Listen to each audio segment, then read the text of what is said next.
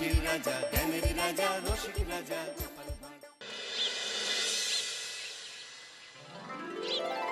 সত্যি এই বছর আমাদের কৃষ্ণনগরে ঠাকুর মুখ তুলে চেয়েছেন। হ্যাঁ মহারাজ, ধান একেবারে পরিপূর্ণ হয়েছে। তা কবে ধান কাটা হবে পুটির বাবা? ধান তো একেবারে পেকেই এসেছে, সপ্তাহখানেকের মধ্যে ধান কাটতে হবে। বেশ বেশ, তাহলে তো ভালোই হলো। এই মাসের শেষের দিকেই তো নবাব বাহাদুরকে শস্যের খাজনা পাঠানোর কথা। হ্যাঁ মহারাজ, এবারে নবাব বাহাদুর খুশি হবে। ঠিক বলেছ গোপাল।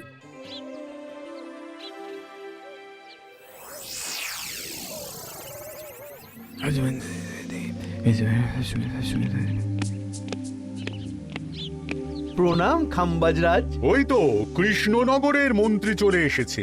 ও, এর কথাই তুমি বলেছিলে? হ্যাঁ, ওই রাজ্যের সব খবরাখবর আমায় দেয়। ইনি কে? ইনি হলেন জমিদার কেশকান্ত বর্মন, আমার রাজ্যেরই দক্ষিণ পশ্চিম গ্রামের জমিদার, আমার প্রিয় বন্ধু। নামটা বেশ অন্যরকম, কেশকান্ত। আসলে ওদের বংশ পরম্পরায় সকলের উন্নত ঘন কেশ আছে, তাই ওদের পরিবারের সবারও নামে একটা করে কেশ আছে।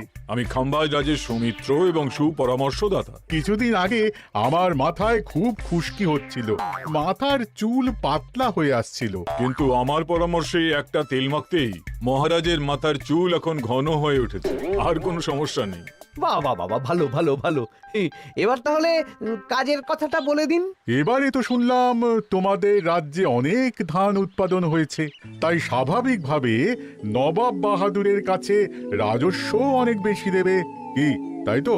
হ্যাঁ, এবারে রাজস্ব দানে কৃষ্ণনগরে প্রথম হবে। না, তা হবে না। নবাবের কাছে অত ধান পৌঁছবে না, এমনকি কৃষ্ণচন্দ্রের কাছেই চাষিরা বেশি ধান রাজস্ব দিতে পারবে না। সেটা কি করে হয়? পাকা ধানে মই দিতে হবে। বললাম না, ও আমার সুপরামর্শদাতা।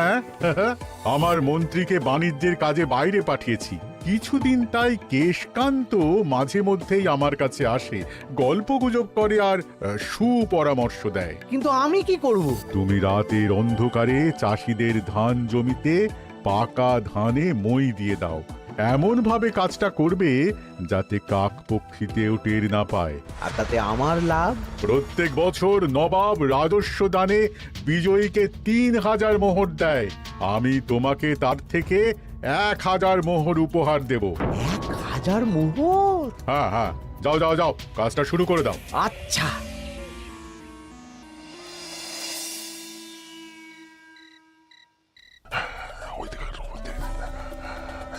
তাহলে আর দেরি কেন, মন্ত্রীমশাই কথা মতো কাজ শুরু কর। হ্যাঁ চল।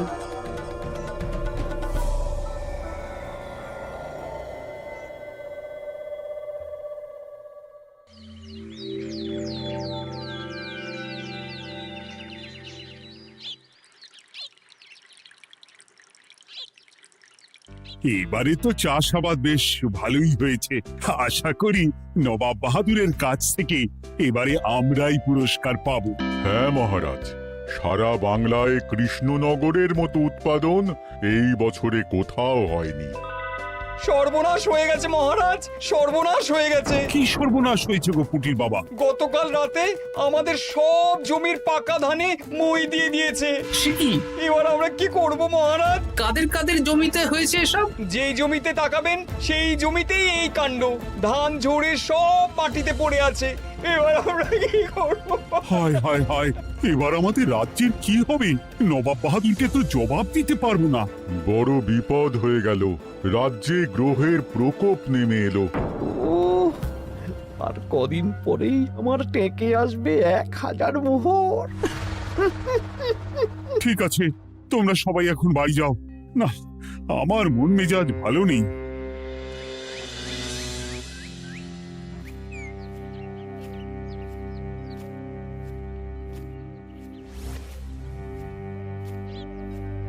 ওগো, তুমি শুনেছো কি হয়েছে? পুঁটির মা হাউ হাউ করে কাঁদছিল গো।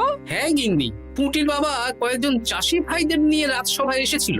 শুনলাম রাতারাতি কে বা কারা চাষ জমিতে পাকা ধানে মই দিয়েছে। কত বড় সর্বনাশ হয়ে গেল বলো, কি হবে গো?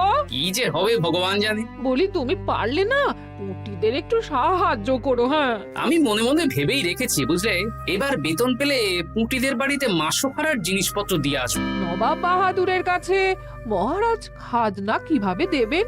সেটাই তো বুঝতে পারছি না। আপনি এত চিন্তা করবেন না। রাজবাড়ির ভাড়ার থেকে আপাতত কিছু বস্তা ধান পাঠানোর ব্যবস্থা করুন। তারপর নবাব বাহাদুরের কাছে গিয়ে বলবেন, আস্তে আস্তে সব দিয়ে দেবেন মহারাজ। তাই করতে হবে, তাছাড়া তো আর অন্য কোনো উপায় দেখতে পাচ্ছি না। কিন্তু এবারে আর আমাদের মান রক্ষা হবে না। দেখি 2-1 দিনের মধ্যেই যতটা সম্ভব ভাড়া থেকে ধান পাঠানোর ব্যবস্থা করব।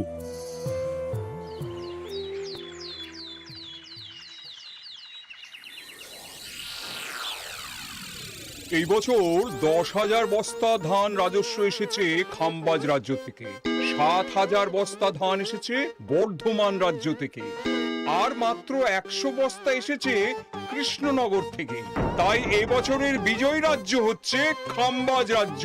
খাম্বাজ রাজ্যের রাজার হাতে 3,000 মোহর উপহার হিসেবে তুলে দিচ্ছেন।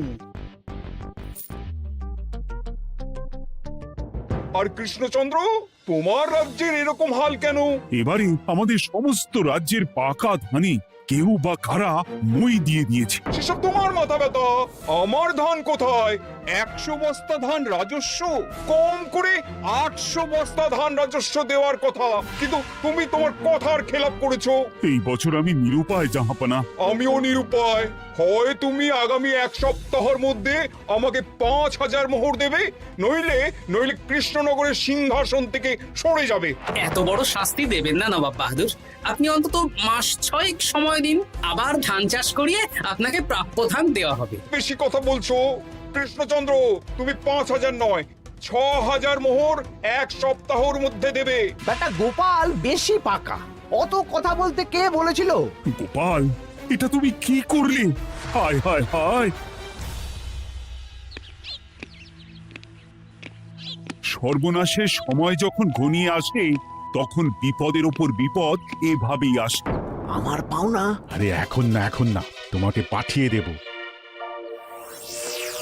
ওই দেখুন, খাম্বাজ রাজের সাথে কথা বলছে। এখন বেশি কথা বললে কৃষ্ণচন্দ্র আর গোপাল সন্দেহ করবে। চলুন তো দেখি ওখানে গিয়ে কি কথা বলছে। কি কথা বলছো মন্ত্রী? মন্ত্রী আমায় বিজয় অভিনন্দন জানাচ্ছিল। বিজয় অভিনন্দন তো উপহার পাওয়ার সময় জানাতে পারতেন মন্ত্রী মশাই। যাই হোক, আপনাকে তো ঠিক চিনতে পারছি না। আমার নাম কেশকান্ত, আমি খাম্বাজ রাজ্যের দক্ষিণ পশ্চিম গ্রামের জমিদার। কেশকান্ত আমার বিশেষ বন্ধু। আপনার কেশ নিয়ে বেশ ভাব দেখছি। হ্যাঁ, ওই কদিন আগে তো খাম্বাজ রাজের মাথার চুল পাতলা হয়ে আসছিল, খুশকি হচ্ছিল আর কি। তো ওনার পরামর্শে একটা তেল মেখেই তো খাম্বাজ রাজের আবার ঘন কালো চুল ফিরে এসেছে। কেশকান্ত জমিদার হতে পারে, কিন্তু ওর অর্থনৈতিক অবস্থা তাবর রাজাদের থেকে অনেক ভালো। কয়েক হাজার বিঘা জমির মালিকও, তার সাথে চুলের তেলের ব্যবসা করেও হাজার হাজার মোহর রোজগার করে। এই এখন চুল নিয়ে চুলোচুলি না করে চলো কৃষ্ণনগরে ফিরি। এমনিতেই মন মেজাজ খারাপ, 1 সপ্তাহের মধ্যে আবার 6,000 মোহর জোগাড় করতে হবে। হ্যাঁ, চলুন চলুন।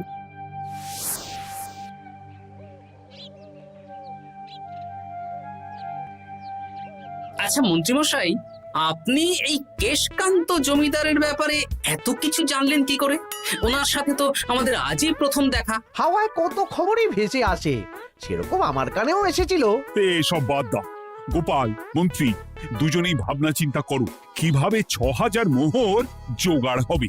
পাকা ধানে মই পড়লো, এখন আবার এত বড় বোঝা। আমার কাছেও মহারাজ বেশি অর্থ নেই, সব মিলিয়ে মিশিয়ে ওই 150 থেকে 200 মোহর মতো আছে বাড়িতে। যদি বেশি থাকতো আমি আপনাকে নিশ্চয়ই সাহায্য করতাম মহারাজ। তাও করতেন কিনা সন্দেহ। তুমি চুপ করো। মন্ত্রীমশাই ওই লোকটাকে জানলো কি করে? এই লোকটাকে তো আগে দেখারই কথা না।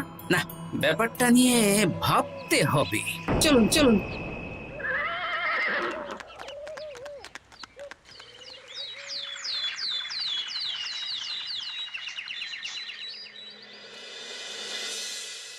বুঝলে গিন্নি, 1 সপ্তাহের মধ্যে মহারাজকে 6000 মোহর জোগাড় করতেই হবে, নইলে সিংহাসন ছাড়তে হবে। এখন কিন্তু আমাদের উচিত মহারাজের পাশে দাঁড়ানো। কিছু ভেবেছো কি?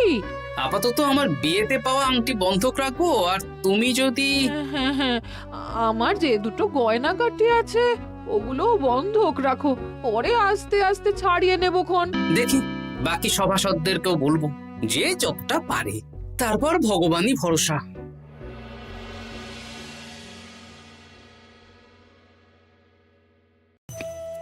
আপনি এত চিন্তা করবেন না মহারাজ। চিন্তা না করে কি আর কোনো উপায় আছে? সিন্ধুকে যা আছে তা দিয়ে 3000 মোহর হয়ে যাবে, কিন্তু তারপর আর কি করব? এবার কি নিরুপায় হয়ে জায়গা জমি বিক্রি করতে হবে? কিছু একটা করতেই হবে।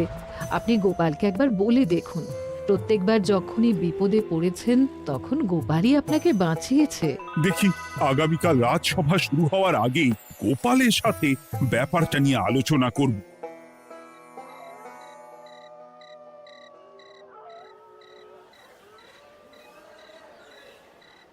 এই যে শ্যাকরা, কি করছো? এই তো, বলুন। শোনো, আমার গিন্নির জন্য একটা হীরের হার বানাতে হবে, ওই 1000 মোহরের মধ্যে। 1000 মোহরে তো হীরের নাক, কান, গলা, হাত, পা সব গয়না, এই সব গয়না হয়ে যাবে মন্ত্রীমশাই। তাহলে বানাও, এই নাও 1000 মোহর। ওরে বাবা, মন্ত্রী মশাই, 1000 মোহর! এই মন্দার বাজারে এত মোহর কোথায় পেলেন? গতকালই তো বললেন আপনার কাছে 150 থেকে 200টা আছে। সে যেখান থেকেই পাই তাতে তোমার কি? না, আমার কিছু না। শ্যাকরা, আমি কয়েকটা গয়না বন্ধক রাখবো। দেখি কি আছে। এই সব মিলিয়ে এতে আমি 15 মোহর দিতে পারবো। বেশ, তাই দাও। আমি ধীরে ধীরে শোধ করে গয়নাগুলো ছাড়িয়ে নেব। হ্যাঁ, মন্ত্রীর ব্যবহারগুলো বেশ সন্দেহজনক লাগছে। দেখি, গুপ্তচরকে কাজে লাগাতে হবে, মন্ত্রীর পিছনে ছায়ার মতো লেলিয়ে দিতে হবে।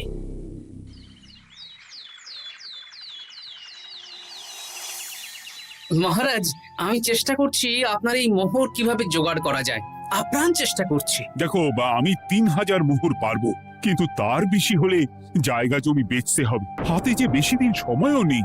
আচ্ছা মহারাজ, দেখছি। তবে মন্ত্রীমশাই চাইলেই আপনাকে 1000 মোহর দিয়ে সাহায্য করতে পারতেন, কিন্তু উনি তা না দিয়ে ওনার গিন্নির গয়না বানাচ্ছেন, হীরের গয়না। কি মন্ত্রী তো কালকেই বলল ওর কাছে 150 থেকে 200 মোহর আছে মাত্র, 1000 মোহর কোথা থেকে পেল? সে উনিই জানেন, তবে তার খবর খুব তাড়াতাড়ি আশা করি পেয়ে যাব মহারাজ।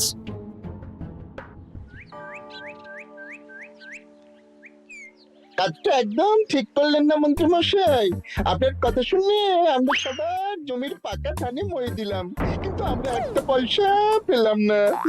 আপনি যে এই কাজ করার জন্য খাম্বাজ রাজার কাছ থেকে ওই 1000 মোহর উপহার পেলেন, সেটা দিয়ে গিন্নির গয়না বানাতে দিলেন, কিন্তু আমাদের বেলায় লবডঙ্কা। আরে তোদেরকেও দেবো, একটু সবুর কর, আগে গিন্নির মাথাটা ঠান্ডা করি।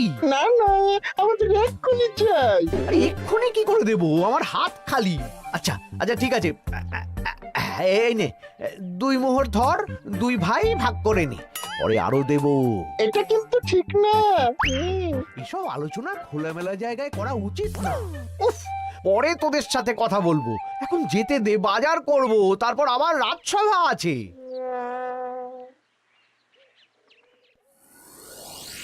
আচ্ছা, এই ব্যাপারটা মহারাজকে আর গোপাল দাদাকে জানাতে হবে।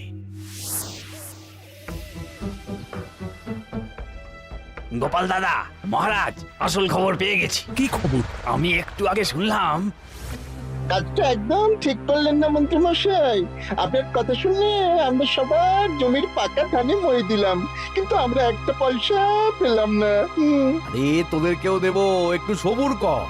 মন্ত্রী, আমি না তোমাকে বেরেই ফেলবো। মহারাজ, মন্ত্রী মশাই এখানে গৌণ, উনি অর্থের লোভে এসব করেছেন, আর ওনাকে দিয়ে করিয়েছেন খাম্বাজ রাজ। হ্যাঁ, যাতে এবারে বিজয়ী হতে পারেন। তাই আপনি এই খবর 5 কান করবেন না মহারাজ। আমি খাম্বাজ রাজ আর ওই কেশকান্তর কাছ থেকে ক্ষতিপূরণ ঠিক আদায় করে আনব। কিন্তু কিভাবে? শুনুন তাহলে।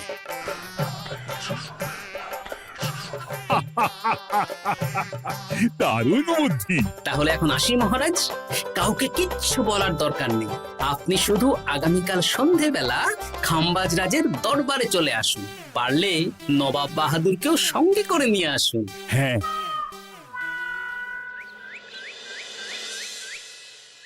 প্রণাম খাম্বাজ রাজ।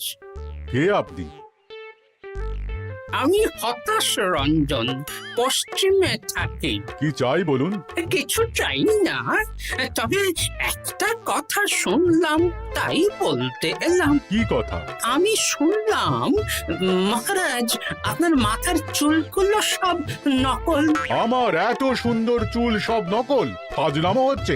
আমি যদি প্রমাণ করে দিই আপনার চুল নকল, তাহলে কি? তাহলে আপনি আমাকে 100 মোহর দেবেন, আর প্রমাণ না করতে পারলে আমি আপনাকে 100 মোহর দেব। বেশ, দেখো, এক্ষুনি দেখো, আমারই তো 100 মোহর লাভ হবে। এখন না, এখন না, আজ সন্ধেবেলায়। বেশ বেশ, তখনই এসো। এবারে জমিদার কেশকান্তর বাড়ি যেতে হবে।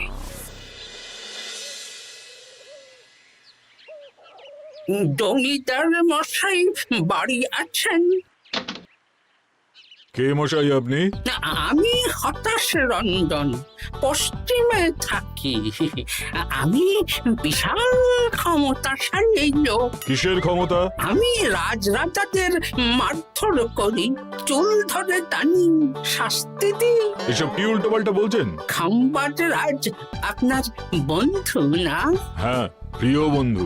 ওনাকেও আমি আপনার সামনে চুল ধরে টানবো, কিন্তু উনি কিচ্ছু করতে পারবেন না। উনি আপনাকে শুলে চড়াবেন। কিছুই করতে পারবেন না, বললাম না আমি বিশাল ক্ষমতাশালী লোক। বিশ্বাস হচ্ছে না তো? তাহলে বাজি ধরুন, 10,000 মোহরের বাজি। 10,000 মোহরের বাজি? হ্যাঁ, আজ আমি খাম্বাজ রাজের রাজবাড়ি যাব, আর আমার শক্তি প্রদর্শন করব, ওনার চুল ধরে টানা হেঁচড়া করব, ওনাকে আহত করব, কিন্তু উনি আমাকে কিছুই করতে পারবেন না। বেশ রাজি, বাজি 10,100 মোহর দিতে পারবেন তো? হ্যাঁ, আমি বাজি হারলে আপনাকে দেব 10,100 মোহর।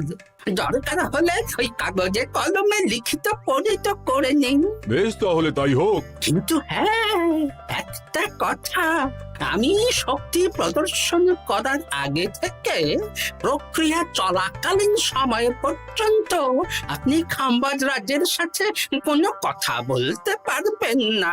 বেশ বেশ।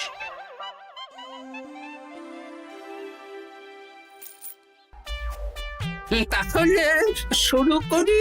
শুরু করো। এবার আমি প্রমাণ করেই ছাড়বো।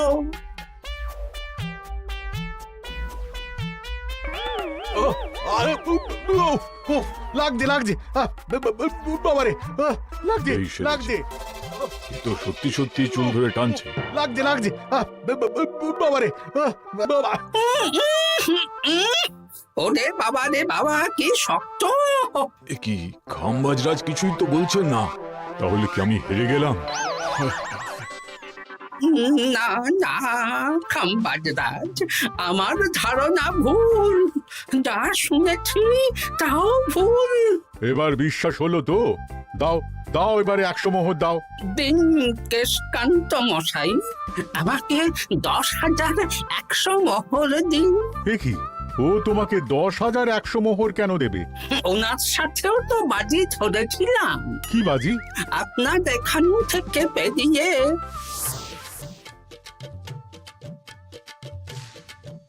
এবারে দিন তো দেখি, সব কাগজ কলমে লেখা আছে। এই নাও। হায় হায় হায় হায়। সাবাস গোপাল, সাবাস, তুমি আমার মুখ রক্ষা করেছো। গোপাল, কৃষ্ণচন্দ্র, নবাব বাহাদুর, আপনারা? হ্যাঁ, আমি গোপাল। এটা ছাড়া আর কোনো উপায় ছিল না খাম্বাজরাজ। আপনি আমাদের মন্ত্রীর মাথা খেয়ে যে জঘন্য কাজটা করিয়েছেন সেটা তো আর প্রমাণ করতে পারতাম না, তাই ছলে বলে কৌশলে আপনার প্রিয় বন্ধুর কাছ থেকে আদায় করে নিলাম। হ্যাঁ নয়, হ্যাঁ।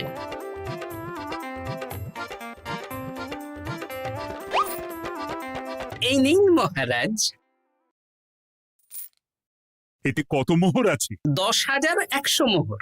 এর থেকে 100 খাম্বাজরাজকে দিন, 6,000 নবাব বাহাদুরকে, আর বাকিটা আপনার কাছে রাখুন। এত ধান নষ্ট হলো। কৃষ্ণচন্দ্র আমাকে সবটা বলেছে, আর ওর মন্ত্রীকেও নিয়ে এসেছি। ধোলাই খেয়েই সব বলে দিয়েছে। এই কে আছো? কৃষ্ণনগরে মন্ত্রীকে নিয়ে এসো।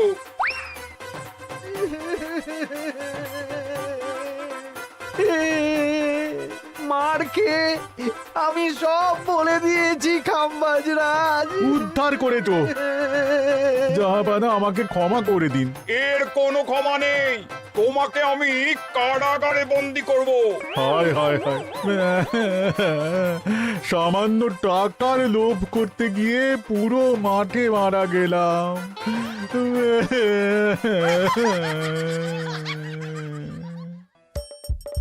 হাসির রাজা জ্ঞানের রাজা রসিক রাজা